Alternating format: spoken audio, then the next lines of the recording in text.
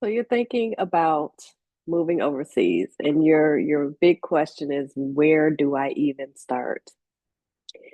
That's a question that's been in your mind probably forever. But a lot of you haven't taken the time to figure out that starting point. So in today's video, I'm going to share with you how to start, where to start. I'm going to give you some things to help you begin the thought process of starting to take that journey. I'm going to share with you where I started. Right now, I'm in a place where it is February 7th and February 24th. I will be escaping the US. I will be leaving. I'm currently in Tampa, Florida. I will be leaving and starting my journey in Playa del Carmen for 6 months in Mexico. I will also be after that because I will be doing the digital nomad thing. I won't be moving to a specific place. So I'll get more into that in a second. But after that, I'll be in Panama, Costa Rica. I'll go to Dominican Republic, Thailand, and Bali. And this is going to be a journey over the next 2 years. I'm thinking about spreading it out a little bit more with everything going on here in the US. But it may expand to 4 years. It may expand to even more or even permanently. Um, this journey is going to allow me to decide my next move. It's going to allow me to decide my ultimate retirement space or place of peace. I am turning 50 in July. So let's see where I'll probably be celebrating my 50th either in, I'm thinking Playa or Costa Rica. It may be Playa because I'll be there for 6 months. But I am excited about this journey. I'm excited about traveling to different places. But in this video, I'm going to share with you, where do you start? Where did I start? So I started thinking about this years ago, a couple of years ago. I was kind of torn in between whether I was going to buy a home here in Tampa. I moved here about 6 years ago from Chicago. I sold my home in Chicago, and I've been renting here instead of buying in Tampa. About 2 years ago, I was kind of, like I said, torn between where are you going to go, Knifey? Are you going to buy a townhome? Are you going to buy a home? Are you going to move closer to the beach? Are you going to move farther inland? I was beyond confused. But around that time, I started seeing a lot of people on the social media and on YouTube with this digital nomad journey where they're able to basically live wherever they want in the world, pick up, grab their suitcases, and travel to the next country. And they're doing it on the lowest budget ever. Like, really, some of these people are traveling for $1,000 a month, living in Bali, living in Thailand, living in different places, $1,500 a month. Right now, my average spending for living, car note, rent, all of everything that's here is over 3K a month. So if I could be living overseas in beautiful places, enjoying my journey, saving that money, the difference that I'm saving, I can take to get out of debt and I can take to invest. I'm ready to do it. So over the next few years, I'll be traveling, but I want to share with you like how I started. The first thing that I thought about when I decided to move is I want to make sure my income is going to be able to travel with me, to be able to go where I'm going. A lot of you are working a 9 to 5. You are in a space where your job may only allow you to work from a specific location. So that's when I normally recommend to set up your own online business because we honestly, we never know what's going to happen with these jobs. And not wishing this on you or anyone that's watching, but layoffs happen out of the blue. They don't tell you the time nor the hour that you're going to be laid off. They just come and ask you to go into an office. They let you know, and then they give you a box. So it's important that we have our own streams of income coming in. This is why I always teach about passive income. So I started to switch things over in my business. Most of you know I have multiple streams of income. I am a licensed realtor. I'm right now in the referral only mode. I switched over to referral only mode when I started to make this decision because I knew that I wouldn't be based in Tampa specifically. I knew that I wanted to travel the world. I just didn't know I wanted to do it this big, but I knew that I wanted to travel more. And when I travel more, I wouldn't be able to go and show homes to people here in the Tampa Bay area. So I'm in referral only mode. So that way I can still refer people to realtors and get income from that. So that's one thing that I did. So I want you to think about what you're doing. Um, if you have a business that causes you to be dependent on a specific location, how can you switch that over to virtual? I'm seeing a lot of people that are in the life insurance industry. I'm a life insurance agent, but I'm seeing a lot of people that are in the life insurance agent industry, and they're still doing everything in person. They're still going out to coffee meetings. They're still going out to do local events. Now, of course, that's amazing. That'll bring in great income, but start taking those events and putting those events online. Start taking those meetings and putting them on Zoom.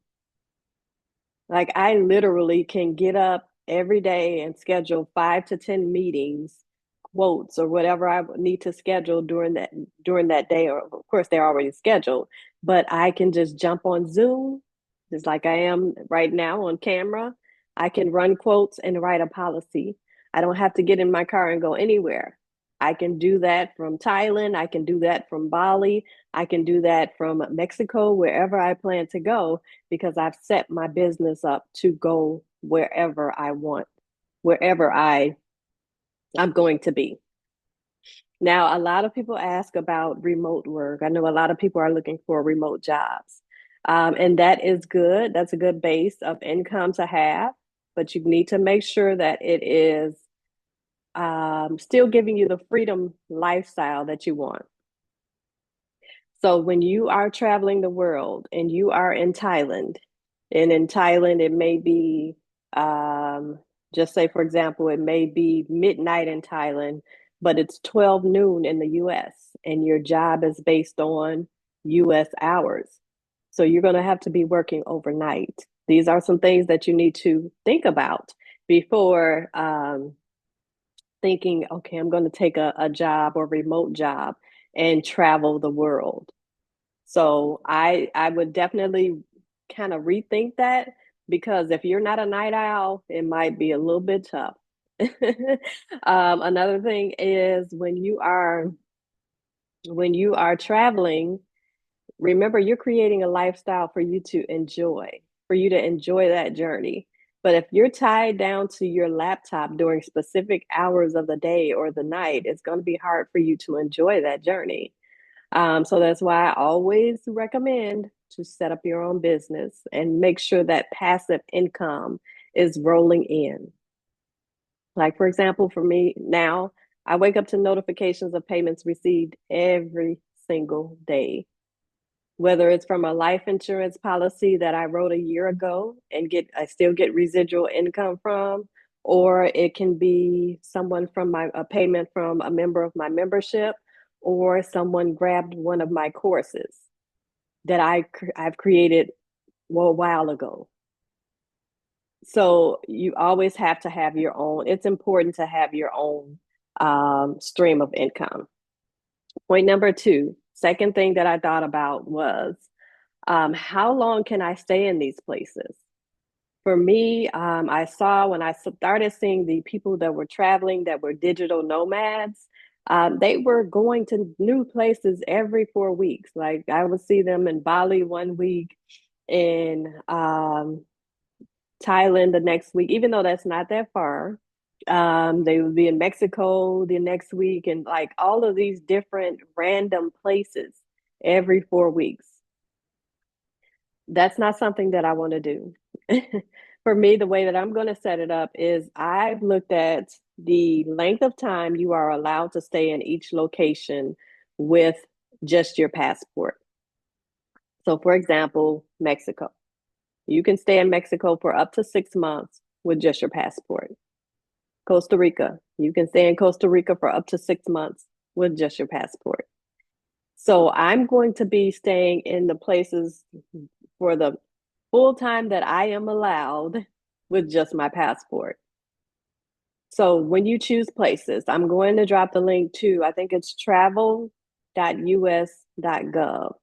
And you can go on there and look at the different places to look at the visas that they offer if you want to stay past the time that your passport allows. You can also look at it, also gives you information about how long you can stay on just a passport. It does also give you requirements, because some countries that you may go to may ask for certain vaccinations and things like that.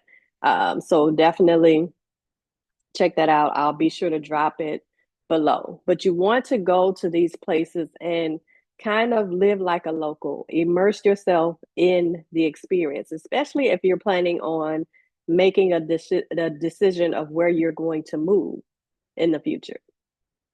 If you are just going there for 2, 3, or 4 weeks and then going to the next place, you're not going to live like a local. You're going to be living like um, someone that's traveling to or taking a vacation. So I would definitely just stay as long as you can. If you can set up your business in a way to do that beforehand. And let me talk about really before I move on to the next point, pricing overseas. Right now, I am looking at places in Playa del Carmen. I think the highest one I have saved is about $1,300 a month. I have some saved as low as $900 a month. Of course, there's some that are lower. Usually, and I'm looking at Airbnb. So usually, when you get, some people have, like I've seen people that are renting places out there for $750, and they're nice places, new construction townhomes and condos. But the thing is, if you're planning to get lower rates like that, a lot of the people ask for, the landlords ask for a 6 month to a year lease, but I won't be there for 6 months to a year. So I won't be signing a lease. Another thing is, over there, they don't look at your credit, your US based credit over there. They just make sure you have the first, I think it's first and last month's rent. And I believe there's another fee that you're going to have to pay, a small fee, and they give you the place. So of course, different landlords may have different requirements, but this is the general of what I'm seeing, from what I've been looking at online. But you want to make sure you are checking out places. And like I've been watching places on, looking at places on Airbnb since like October now to get the prices.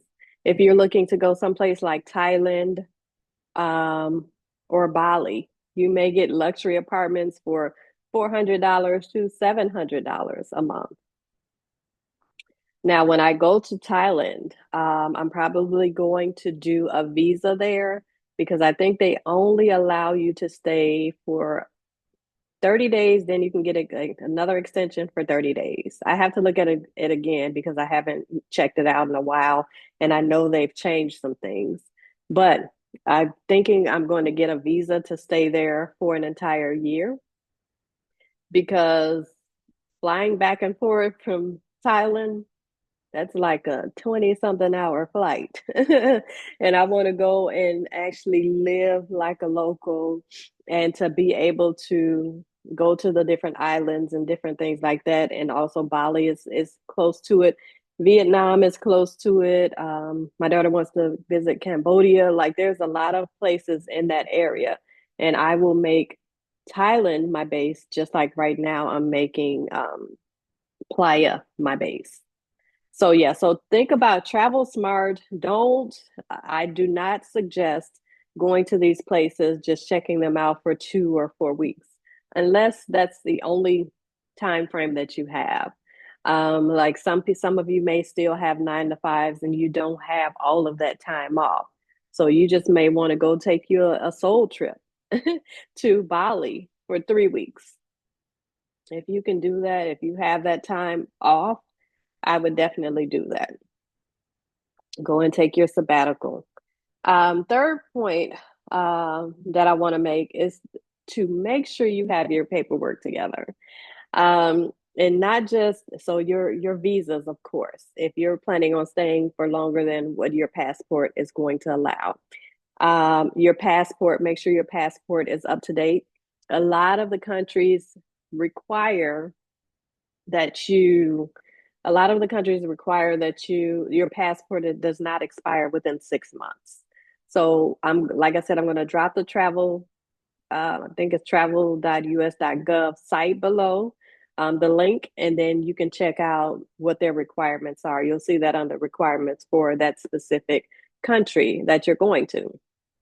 Next thing you want to think about is your health insurance. Now there is travel insurance. I'm looking into that, getting that set up within the next week before I leave. But I have health insurance. From what I saw, there is someone that is staying in Bali now. She has health insurance here in the U.S. I have health insurance here in the U.S. But she was mentioning that normally when she goes to the doctor, if she has to pay something, it may be really small, but she'll submit the bill. They'll submit the bill to her insurance here in the U.S., and the U.S. will reimburse her for the payment that she made. So that's how that'll work. But I'm going to be looking more into that, and then also get um, make sure I'm getting the correct information. Next thing you want to do is life insurance. And this is one thing I didn't mention during my multiple streams of, did I mention it? Multiple streams of income at the beginning of the video. Oh yeah, I didn't mention it, a life insurance agent. So most life insurance companies, when you're getting a life insurance policy, they are asking, are you traveling internationally? I think within the next year or 2 years. And they ask that for a reason because there is a form that you will have to fill out if you're going to be living abroad or traveling abroad for a specific amount of time. So contact your insurance company and just ask it as if it's a general question. Just say, I'm considering um, living or traveling abroad for a whatever time frame you're traveling for, just say if it's 6 months, and let me know what type of paperwork or what form I would have to fill out in order for that to be in your system. And then they'll let you know what's covered or what's not covered or what changes or things like that. I had a client that was moving to, not moving to, but going to Thailand for a year. And with their insurance, so I do mostly Mutual of Omaha and Foresters.